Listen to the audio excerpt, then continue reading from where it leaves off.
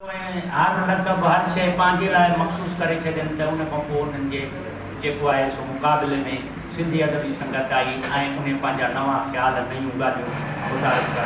ईअं ई वरी जॾहिं सिंधी अदबी संगत वारनि जो तसलुत क़ाइमु थियो, कंहिंखे कोई मञे ई न पियो त उन ते पोइ इन तंज़ीम जी वजूद में आहे। मुख़्तियार साहिबु इन ॻाल्हि जो शायदि आहे त मूं मुसलसिल कोशिशि कंदो रहियुसि 6 महीना 8 महीना साल 2 साल मां कोशिशि कई त मूंखे सिंधी अदबी संगत जो मेंबर कयो, मेंबर न कयूं।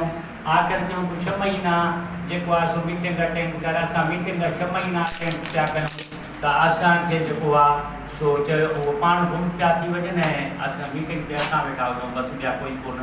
ईअं बि न ॾिनो वियो। उन खां पोइ चयूं तव्हां आदि बनायो, तव्हांखे छपरायो पिया अख़बारुनि में रिसालनि में वरी उहे पेश कईसीं बाबा हे सुबुह त हे आहे असां आदि चवंदासीं तव्हां आदि बनायो। पोइ चयोसीं हाणे बेअदबनि जी का संगत खोलियूं त ख़बर पए हिननि खे त अदबी संगत कीअं थींदी आहे।